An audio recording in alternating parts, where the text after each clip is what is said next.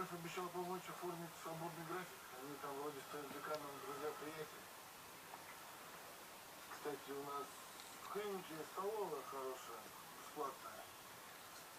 Скоро не сможешь из себя голодающего гуру хочет. Ну и девушкам придется другой подход искать.